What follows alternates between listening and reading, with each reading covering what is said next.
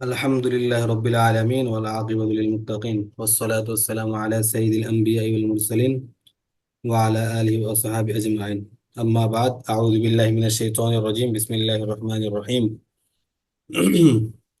يا أيها الناس إنا خلقناكم من ذكر وأنثى وجعلناكم شعوبا وقبائل لتعارفوا إن أكرمكم عند الله أتقاكم إن الله عليم خبير.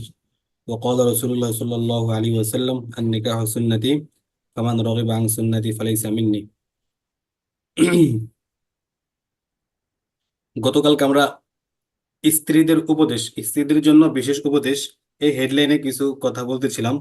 যেমন বলেছিলাম যে স্ত্রীদের, মহিলাদের 5টা বিষয় থাকে যেটা, হ্যাঁ, তাদের অসম্পূর্ণ 5টা জিনিস, 5টা বিষয় এমন যেটা তাদের অসম্পূর্ণতা বা অপূর্ণতা প্রকাশ পায়।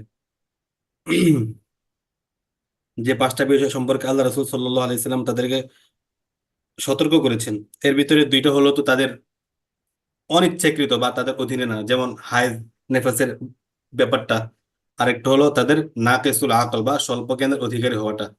এটা তাদের ন্যাচারাল, তাদের জন্য এটা স্বভাবজাত বিষয়। কিন্তু যে বাকি 3টা আছে, যেমন স্বামীর নাশুকরি করা, এরপরে লানত, হ্যাঁ, বদদোয়া, তো এগুলা তাদের সাধ্যের ভিতরে, অর্থাৎ তারা যদি চায় এগুলাকে তারা ডেভেলপ করতে পারবে।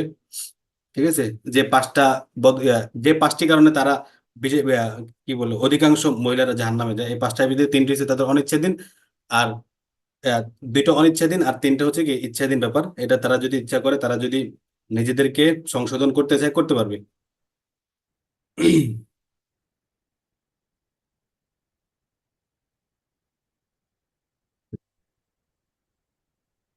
আচ্ছা,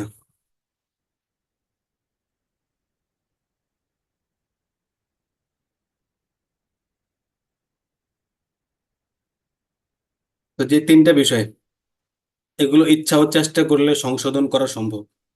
যেমন একটা হলো অধিক লানত করা, অর্থাৎ কথায় কথায় কাউকে লানত বা ভৎসনা করা।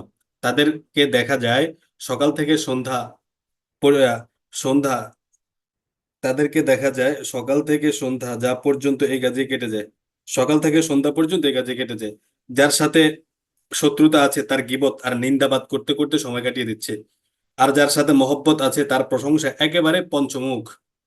এমনকি নিজের সন্তানরাও যদি বিরক্ত করে বা সংসারের মাল সামানা নষ্ট করে, তখন অনেক মহিলা মারাত্মক ধরনের অভিশাপ বা বদদোয়া দিয়ে বসে, যা কবুল হয়ে সেই বিপদ ঘটে গেলে আল্লাহর উপর অসন্তুষ্ট হয়ে নিজের ইমানেই নষ্ট করে ফেলে। বুঝছেন, সন্তানদেরকে লানত দিয়ে দেয়। সন্তানদেরকে অনেক পিতা মাতা কি দিয়ে দেয়, লানত দিয়ে দেয়। তাদের যদি পছন্দের কোনো কিছু বা শখের কোনো কিছু যদি নষ্ট করে ফেলে, আল্লাহ পাক আমাদেরকে হেফাজত করুক। নারীদের দ্বিতীয় দোষ হচ্ছে স্বামীর অকৃতজ্ঞতা। তাদেরকে যত কিছু এনে দেওয়া হোক তা তাদের নিকট অল্প, কম দামি ও নিকৃষ্ট মনে হয়। মাওলানা আব্দুল ওয়াহাব সাহেব দেহলভী রহমতুল্লাহ আলাইহি বলতেন, স্ত্রীদের যত দামি কাপড় থাকুক, যখন তুমি জিজ্ঞাসা করবে তোমার কাপড় চোপড় কিছু আছে, তখন উত্তরে বলবে হ্যাঁ, কয়েকটা বস্তা আছে। কোথাও পড়ে যাওয়ার মতো না। আর জুতা যতই থাকুক, যদি জিজ্ঞাসা করো তাহলে উত্তরে বলবে হ্যাঁ, কয়েক জোড়া খড়ম আছে। এসব কথা স্বামীর মারাত্মক নাশকরি। এই ধরনের কথা থেকে বেঁচে থাকা জরুরি। আচ্ছা, মোট কথা লেবাস, পোশাক, অলংকারাদি, তৈজসপত্র, বাড়ি ঘর সবকিছুতেই তারা অপচয় করে থাকে, অধিকাংশ, সবাই না। অথচ অথচ রাসূল সাল্লাল্লাহু আলাইহি সাল্লাম অপচয় থেকে বেঁচে থাকতে বলেছেন। অনুরূপভাবে বিবাহ শাদী প্রথা, প্রচলন আর এমন কিছু রুসুমও তারা পালন করে যা শিরক ও বেদাতের পর্যায়ে পড়ে। তাছাড়া অহংকার, বড়ত্ব প্রকাশ আর লোক দেখানো স্বভাব ইত্যাদি কোনোটা থেকেই তারা মুক্ত নয়। তাই এসব রুসুম রেওয়াজ থেকে তাওবা করে রাসূলুল্লাহ সাল্লাল্লাহু আলাইহি সাল্লামের পবিত্র স্ত্রীগণের অনুসরণ এবং পায়রবি করা প্রতিটি নারীর একান্ত কর্তব্য। পায়রবি মানে অনুসরণ, আল্লাহ রাসূল সাল্লাল্লাহু আলাইহি সাল্লামের স্ত্রীদের অনুসরণ করা। নারীদের তৃতীয় দোষ হচ্ছে বিচক্ষণ পুরুষের আকলকে বিলুপ্ত করে দেওয়া। অনেক সময় দেখা যায় মহিলারা এমন সব অতিরঞ্জিত কথাবার্তা বলে যে একজন বিচক্ষণ ও জ্ঞানী পুরুষও বোকা বনে যায়। তাদের কথার মধ্যে এমন প্রভাব আর জাদুময়তা থাকে যে এমনিতেই পুরুষরা তাদের বশ হয়ে যায়। তার কারণ অবশ্য এটা নয় যে তারা পুরুষের তুলনায় অধিক জ্ঞানী, বরং চাতুর্যতা আর ছলনায় তারা পুরুষ থেকে অগ্রগামী। জ্ঞান গরিমা এক জিনিস আর ছল ছাতুরি আরেক জিনিস। মোট কথা, এই ছল ছাতুরি আর চালাকির কারণেই নারী একজন বিচক্ষণ মানুষের বিচক্ষণতাকে নষ্ট করে দেয়। অনেক মহিলা নির্জনে স্বামীর সাথে এমন কায়দা কৌশলে কথাবার্তা বলে যাতে স্বামী সবকিছু থেকে বিচ্ছিন্ন হয়ে তার সর্বপ্রথম ও প্রধান চেষ্টা হয় স্বামীকে তার পিতামাতা থেকে বিচ্ছিন্ন করা। যে মা এত কষ্ট করে এত ত্যাগ তিতিক্ষা স্বীকার করে কলিজাসম সন্তানকে কলিজার মতো সন্তানকে প্রতিপালন করলেন, আজ তাদের প্রাপ্য হলো সন্তান পৃথক হয়ে যাওয়া। এটা কত বড় জুলুমের কথা! আল্লাহ পাক আমাদেরকে এই অপকর্ম থেকে হেফাজত করুক। এখানে শেষ নয়, বরং স্বামীর উপার্জিত অর্থ যেন পিতা মাতার নিকট না যায় সেই জন্য তারও চেষ্টার কোনো শেষ থাকে না। স্বামীর ভাই বোন কিংবা পূর্বের ঘরে সন্তান থাকলে তাদের থেকেও স্বামীকে বিচ্ছিন্ন করার জন্য সর্বাত্মক প্রচেষ্টা চালাতে থাকে। মোট কথা, তার দিন রাতের ফিকির একটাই থাকে যে আমি ছাড়া আর কারো সাথে যেন আমার স্বামীর সম্পর্ক না থাকে। এর ফলে সমাজের বহু ফ্যামিলিতে বহু অনৈক্য বিবাদ সৃষ্টি হচ্ছে। সমাজে শান্তির পরিবর্তে অশান্তি ছড়িয়ে পড়ছে। পিতামাতার দায়িত্ব হচ্ছে ছেলেদের বিবাহ দেওয়ার পর কিছুদিন নিজেদের সাথে রেখে তাকে গড়ে তোলার জন্য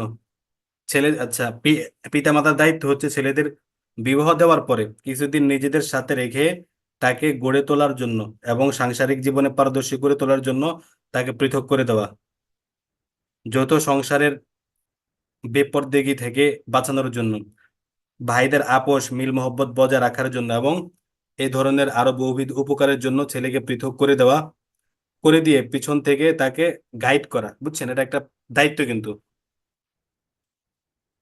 অল্প কিছুদিন নিজেদের সাথে রেখে এরপরে তাকে গড়ে তোলার জন্য এবং সাংসারিক জীবনে পারদর্শী করার জন্য তাকে পৃথক করে দেওয়া।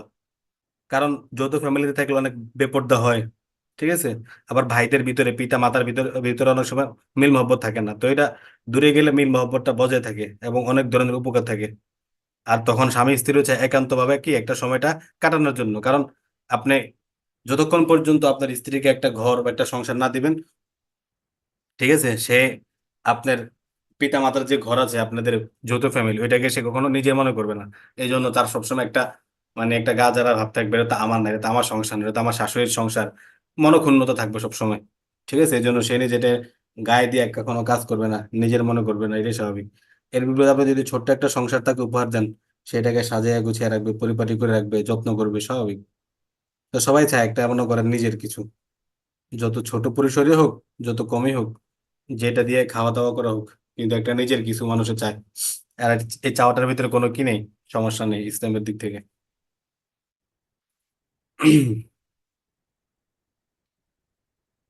তো এটাই শরীয়তের দৃষ্টিতে পছন্দনীয়, মূলত যেটা বললাম না, পৃথক করে দেওয়া, এটা একটা পছন্দনীয় জিনিস। অপরদিকে পৃথক হয়ে যাওয়া সন্তানের জন্য কর্তব্য হচ্ছে পিতা মাতার খবর রাখা, তাদের খিদমত করা এবং সময় সময় হাদিয়া তোহফা পেশ করা। পিতামাতা নিজ দায়িত্বে এগুলো করবেন। স্ত্রীর জন্য স্বামীকে ভুল তথ্য দিয়ে স্ত্রীর জন্য স্বামীকে ভুল তথ্য দিয়ে এগুলো করানো মারাত্মক অপরাধ। বুঝছেন, দোষ ইত্যাদি বর্ণনা করে আর পরে পৃথক করে, এটা ঠিক না।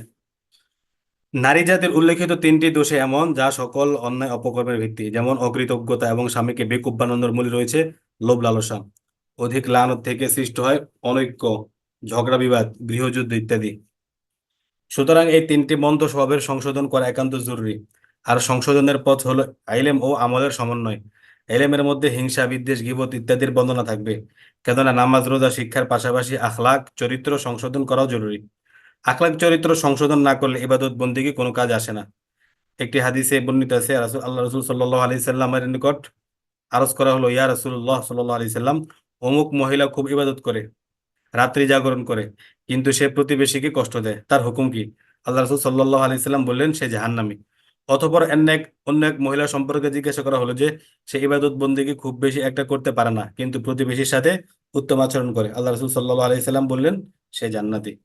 সুতরাং আলেম হাসিল করার জন্য হয়তো হজরত, এখন এখানে কিছু আপনারা কিছু সাজেশন দিবে এখানে। তো মহিলাদের বুঝছেন, সাংসারিক এবং কি সাংসারিক বিষয়, স্বামীর হক সম্পর্কে, পিতামাতার হক সম্পর্কে, এইসব বিষয় ইলম অর্জন করা, হ্যাঁ। এখানে নামাজ রোজা নফল ইবাদত থেকে একটা পারস্পরিক বন্ডিং, পারস্পরিক আন্তরিকতা, মিল মহব্বত, হৃদ্যতা, শ্রদ্ধা ভক্তি স্নেহ মমতা, এগুলো খুবই জরুরি। কারণ একটা ফ্যামিলি বা একটা বাসা বা বাড়ি, এটা কোনো দেয়াল, পালং, খাট, হ্যাঁ, চেয়ার, টেবিল, সোফা, আলমারি, ফ্রিজ এগুলোর নাম না। একটা ফ্যামিলি বা একটা পরিবার হলো আন্তরিকতা, মহব্বত, হৃদ্যতা, পারস্পরিক শ্রদ্ধাবোধ, ভালোবাসা, হ্যাঁ, একজন আরেকজনের আবেগ, এটাকে মাথায় নেওয়া, বিবেচনা করা, এগুলোর নাম হলো এক একটা ফ্যামিলি, এক একটা পরিবার। এরা ছাড়া একটা পরিবারের না, এটা হলো কি এক একটা জাহান্নামের নীড়।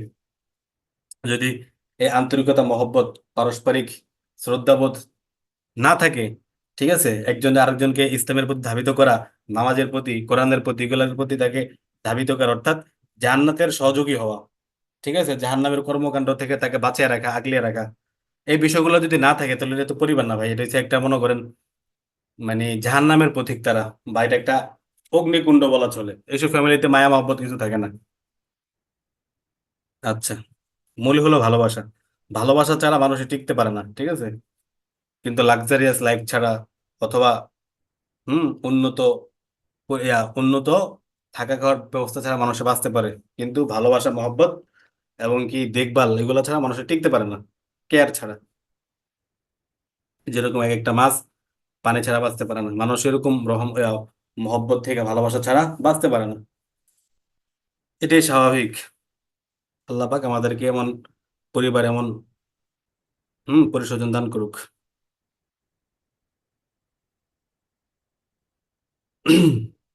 তো এখন এলেম হাসিল করার জন্য কি পড়তে পারেন? হযরত থানভী রহমতুল্লাহ রচিত বেহেশতি জেওয়ার পুরোটাই পড়ে নিতে পারে মহিলারা, না? বেহেশতি জেওয়ার মানে কি? বেহেশতের অলংকার।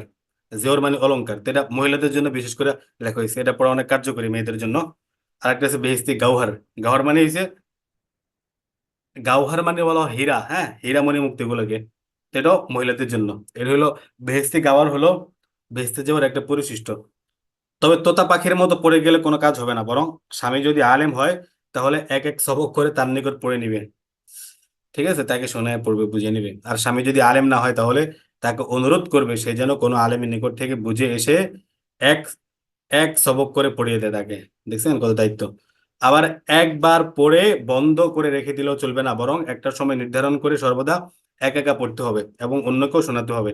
আমার দৃঢ় বিশ্বাস যে যদি কেউ এই পদ্ধতি গ্রহণ করে তাহলে তার অবশ্যই সংশোধন হবে।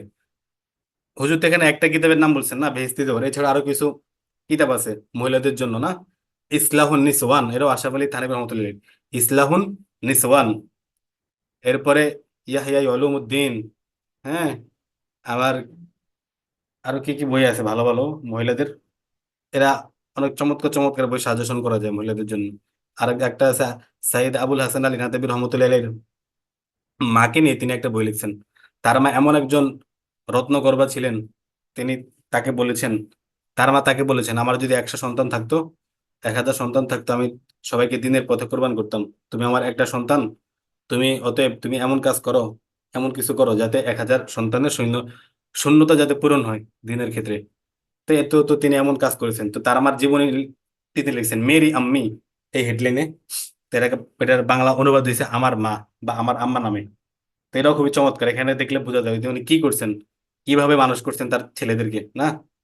এবার আমাদের বাংলাদেশের আব্দুল মালিক সাহেব দামাত বরকাতুহুম এবং ওনার ভাই, ওনারা 7 ভাইয়ের মতো আছেন।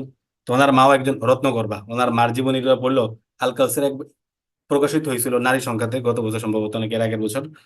তো এটা আপনি পাইবেন সার্চ দিলে, ওইখানেও মনে করেন ওনার মার জীবনীটা আনছেন, ওনারা কিভাবে তাদেরকে মানুষ করছেন, যে এত তার ছেলেগুলা মানে এক একটা উজ্জ্বল নক্ষত্র বাংলাদেশের জন্য, পুরো বিশ্বের জন্য।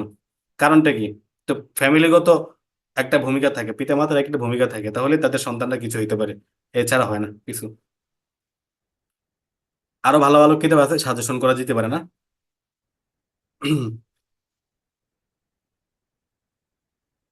সংশোধনের আমলি পদ্ধতি হলো জরুরি কথা ব্যতীত মুখ বন্ধ রাখা। এতক্ষণ তো বললাম যে থিওরিটিক্যাল জ্ঞান, বই পড়া, হ্যাঁ, বই পড়ে বইগুলোকে তালিম করা একটা সময়।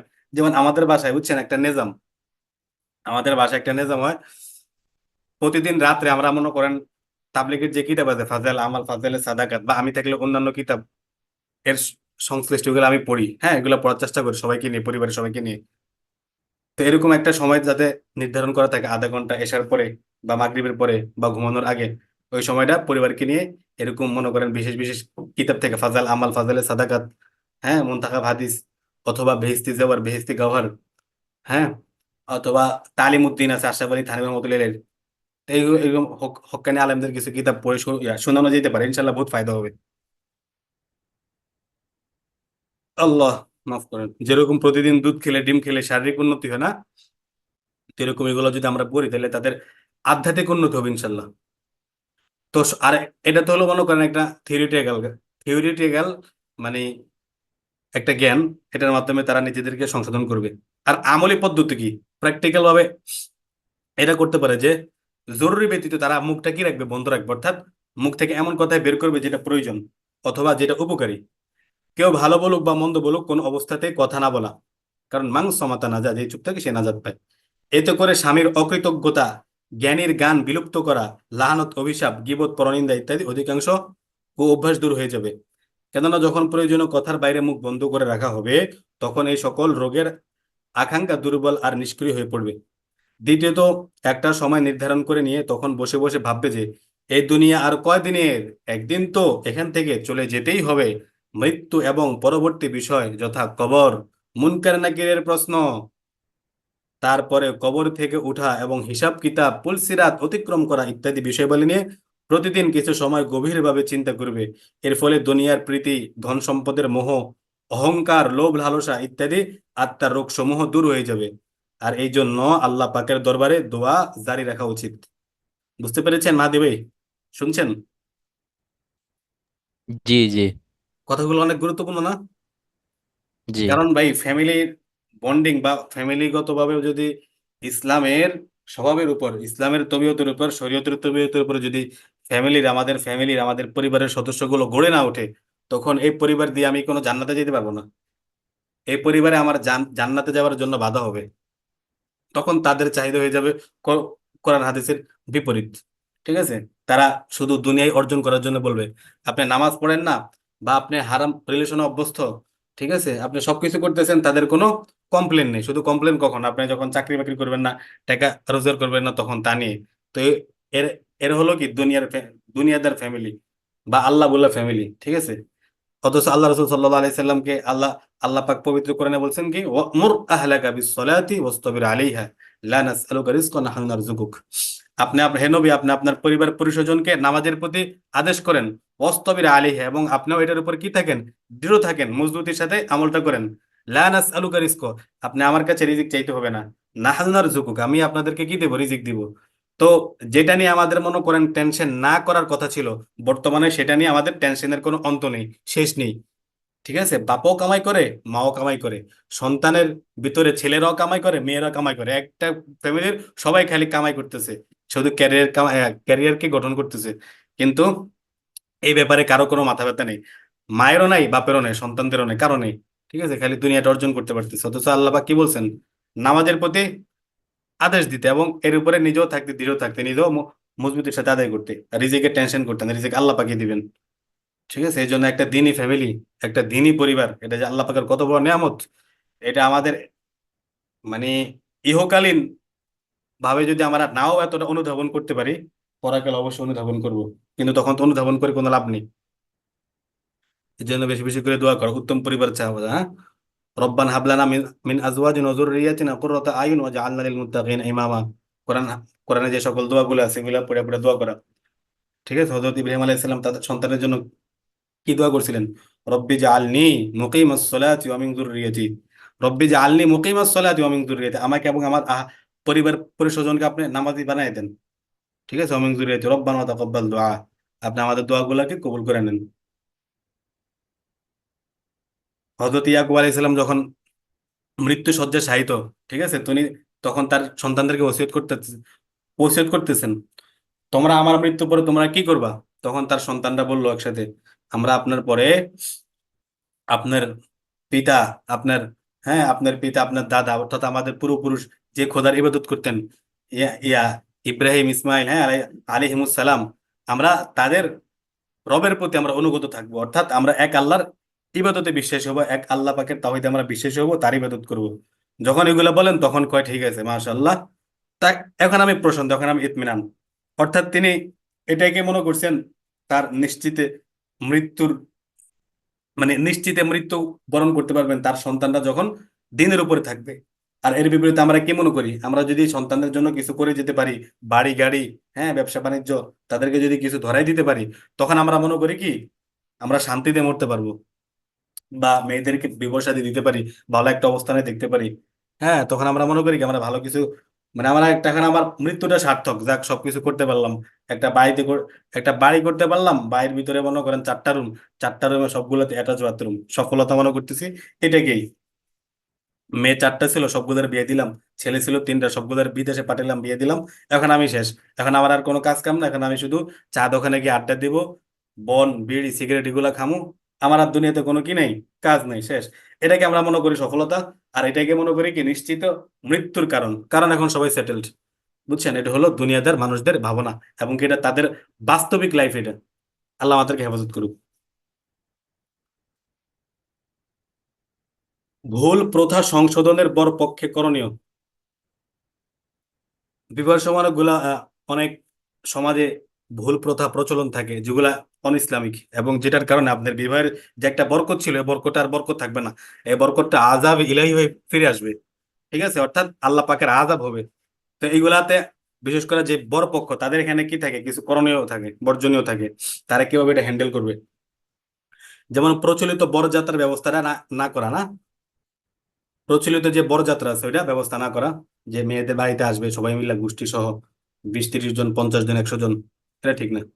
এরপরে প্রথাগত অনেক লোককে বরযাত্রী হিসাবে না নেওয়া, গেলেও 5-6 জন বা 10 জন, বা তাদের তাদের যে যতজন মানুষের তাদের পক্ষ থেকে ইয়ে থাকে, রিকমেন্ডেন্ট, হ্যাঁ, তাদের পক্ষ থেকে বলা থাকে কতজন।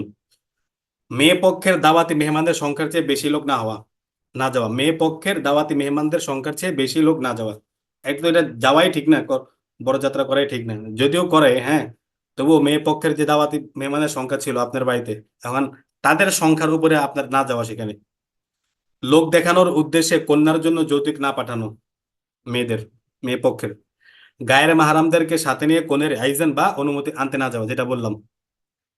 গায়ের মাহারাম তথা পর পুরুষের কনের মুখ না দেখানো, গায়ের মাহারাম তথা পর পুরুষদেরকে কনের মুখটা কি না দেখানো। আপনার দুলাভাই, আপনার মামা, হ্যাঁ, আপনার অমুক তমুক যারা মেয়েটার জন্য গায়ের মাহারাম, তাদেরকে দেখানো। দেখেন তো দুলাভাই কেমন হয়েছে, দেখুন তো মামা, দেখো তো ভাগিনা কেমন হয়েছে তোমার মামি, এরকম করে না দেখানো, ছবি ইমোতে হোয়াটসঅ্যাপে না পাঠানো বিবাহের আগে। ঠিক আছে, এটা হচ্ছে আত্মমর্যাদা, আত্মমর্যাদাহীনতার পরিচয়, গায়রতহীন, গায়রতহীনতার পরিচয় কিগুলা। আল্লাহ হেফাজত করুক। এরপরে গান বাজনা, ভিডিও, ভিসিআর তথা অবৈধ আনন্দের ব্যবস্থাগুলো না করা, সালামি গ্রহণ না করা, সালামি গ্রহণ না করা, মোহরানা সম্পর্কে পূর্বে চূড়ান্ত সিদ্ধান্ত করা, যাতে বিবাহের সময় তা নিয়ে বাক বিতণ্ডায় লিপ্ত না হতে হয়। আচ্ছা, এরপরে লোক দেখানো এবং গর্বের জন্য অলিমা না করা, বরং শুধু সুন্নাত হিসাবে নিজের সামর্থ্যের মধ্য থেকে অলিমা করা, এবং তাতে মহিলাদের আগমনের ব্যবস্থা না করা। মহিলাদের আগমনের ব্যবস্থা কি না করা, শুধু পুরুষ। যদি করা হয় তাহলে একবারে 100% পর্দা, পর্দাকে নিশ্চিত করে পরে করতে হবে, যদি এটা হয় না, হ্যাঁ। হুম, যদি পর্দার ব্যবস্থা করা হয় তখন একটা, মানে কি বলে, একটা সম্মিলন ঘটে যায় নারী পুরুষের, দেখাতে কি হয়ে যায়। তো না করাটাই বেটার। 11, খেদমতের খেদমতের প্রতিদানের নামে কোনে পক্ষের লোকদের নিকট থেকে কর্মচারী বা খাদেমের জন্য বকশিশ দাবি না করা।